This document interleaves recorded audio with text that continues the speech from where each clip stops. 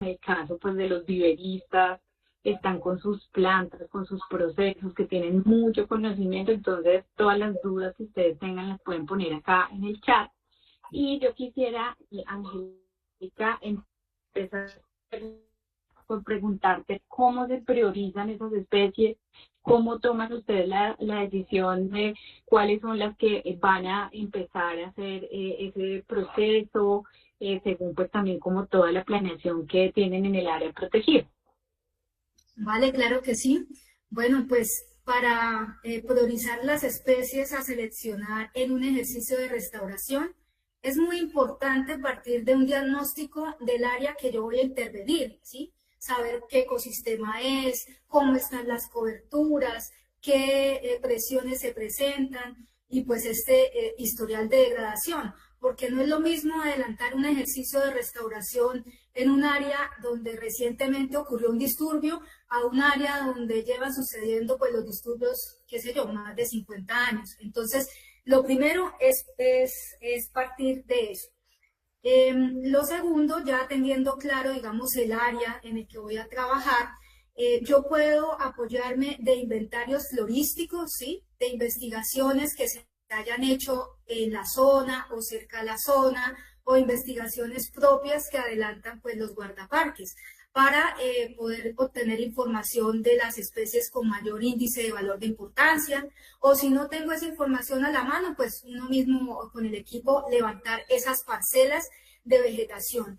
Eso puede ser una primera parte, pero hay que complementarlo con ese diálogo de saberes, ¿sí? Ese intercambio de conocimientos, de experiencias con las personas que están en el territorio, porque quienes están ahí, ellos conocen sus especies, ellos nos brindan información en qué momento florece, en qué momento fructifica, qué animales dispersan las semillas, cuál es el mejor momento para colectarlas, entre otras. Entonces, es un conocimiento muy valioso que no podemos desaprovechar. Digamos que teniendo en cuenta esto de los inventarios y el diálogo de saberes, por lo general, uno saca un listado de especies y se voy a propagar, qué sé yo, 20 especies. Pero cuando se empiezan a revisar estas especies, muchas cumplen la misma función en el ecosistema. Tienen los mismos hábitos de crecimiento, se dispersan de la misma forma, la misma área foliar, etcétera. Entonces, aquí es donde hacemos como un llamado de atención o resaltamos un punto muy importante, y es que debemos priorizar las especies teniendo en cuenta esos rasgos de historia de vida, o sea, que son esas características propias de una especie que le permite estar en determinado lugar bajo ciertas circunstancias ambientales, ¿sí? Entonces, por ejemplo, si yo voy a propagar, si voy a adelantar un ejercicio de restauración en una zona que está afectada por incendios, yo pudiese priorizar especies con rasgos, por ejemplo, asociados a que la textura de la hoja sea coriácea, ¿sí? Hojas más resistentes, o la corteza, o incluso el hábito de crecimiento, ese crecimiento en macolla, muchas veces el fuego puede pasar por encima, o al contrario, puedo priorizar especies que tengan una altura considerable para que el fuego no alcance esos meristemos del dosel. Lo mismo ocurre, por ejemplo, en una zona donde yo tengo pues los suelos muy compactados o suelos pobres. Lo importante podría yo, qué sé yo, seleccionar especies que me fijen nitrógeno, como leguminosas, o si tengo o voy a intervenir un pastizal muy degradado, pudiese priorizar un rasgo de historia de vida asociado a una mayor área foliar, ¿sí? Porque esa sombra me le va a generar competencia a los pastizales. Entonces, en conclusión, es que más allá de la diversidad taxonómica, o sea, tener el listado de las 100 especies, busquemos tener diversidad funcional. Diversas funciones son las que nos van a ayudar a recuperar los ecosistemas de una forma más rápida.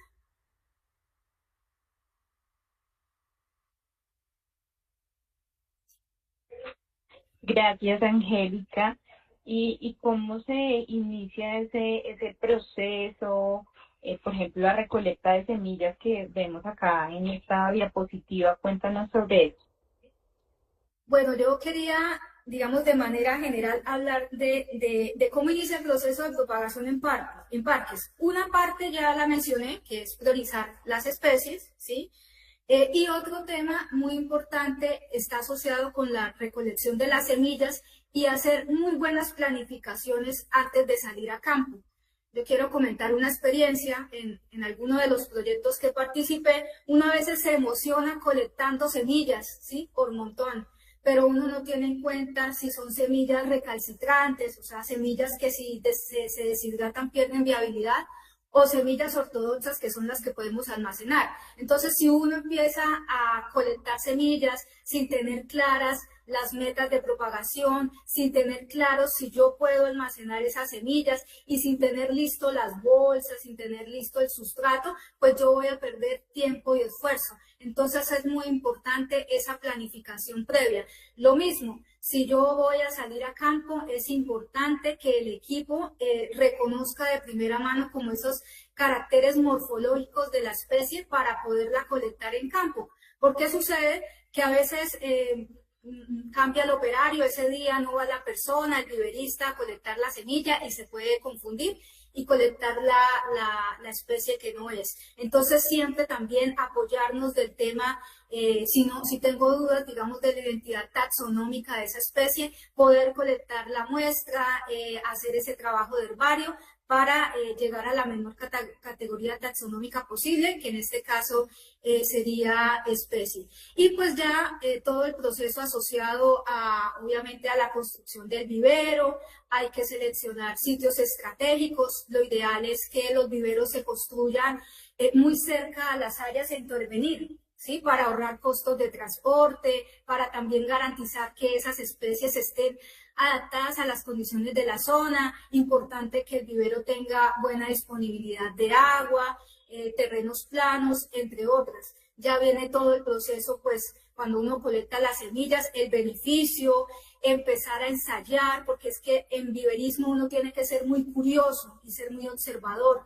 Y aquí nosotros jugamos a disminuir el tiempo de germinación de las semillas. Entonces, hacemos tratamientos pregerminativos con agua, a veces con agua caliente, limando las semillas, etcétera. Entonces, es importante también ese tema de toda esa generación de conocimiento, irla documentando de una vez, y el seguimiento en vivero, ¿sí? Las especies nos hablan. Si nosotros en el vivero vemos que las especies empiezan a alargar, quizás tenga mucha polisombra, mucha sombra, ¿sí? O si empiezan a aparecer manchas amarillas, quizás el sol, esa cantidad de sol no es la adecuada. Entonces la invitación también es que debemos ser muy observadores y atender todas las señales que nos dan las plantas. Muchas gracias, Angélica. ¿Quisieras puntualizar sobre alguna especie específica que para ti también represente una oportunidad en el trabajo que ustedes han hecho, también en el proceso de aprendizaje en propagación? Sí, o sea, así como en la fauna tenemos especies carismáticas, que el oso, que el delfín, que el venado, con las especies vegetales ocurre lo mismo. Y ese es el caso de esta especie que voy a mencionar, que pertenece al género Caryodacnopsis, una especie que en la zona de Santander se le conoce como panela quemada. Quiero comentar que cuando nosotros iniciamos ese ejercicio de restauración ecológica en Yariguíes, como era un proyecto en el marco de una compensación forestal, pues la gente al principio asociaba el proyecto con construcción de escuelas, mejoramiento de vías. Entonces no tenía muy claro o no entendía muy bien en qué consistía un proceso de restauración y no lo veían tampoco al inicio con muy buenos ojos. Cuando empezamos a hacer todo este trabajo de educación ambiental, pudimos identificar que había una especie, ¿sí?, muy señalada por la comunidad, la cual talaron durante muchos años por la calidad de su madera.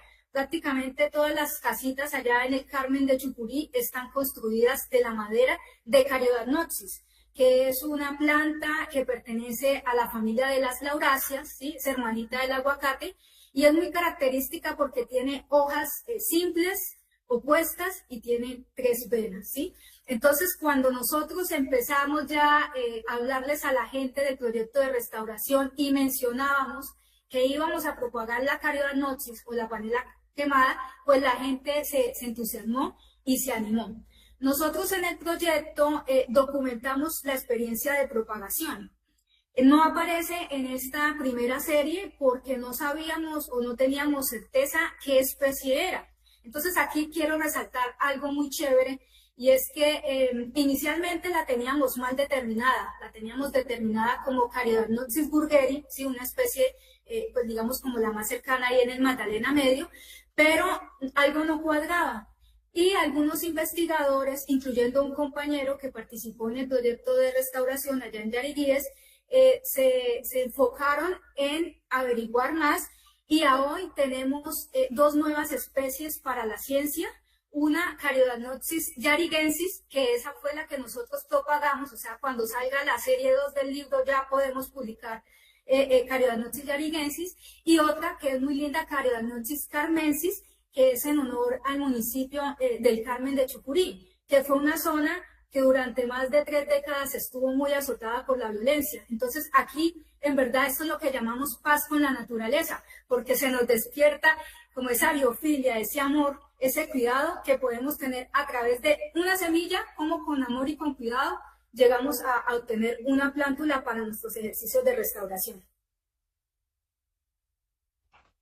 Qué interesante, Angélica, muchas gracias y un muy buen ejemplo para hablar sobre reconciliación y construcción de paz con la naturaleza. Es también hacer el homenaje a los territorios por esa historia que han tenido y que pues sea con este conocimiento y todo ese trabajo articulado que se hace, en el que se puede exaltar y mostrar todos estos atributos tan maravillosos que tenemos en nuestro país. Así que muchas gracias. Sé que ya están llegando preguntas porque su merced acabo de decir un montón de información muy interesante, y precisamente la idea es que ustedes luego vayan y consulten la publicación, porque hoy acá Angélica, Joana y tampoco pues no van a alcanzar a responder todas estas preguntas, y ahí en la publicación ustedes van a poder conocer más en detalle. Entonces voy a darle ahora la bienvenida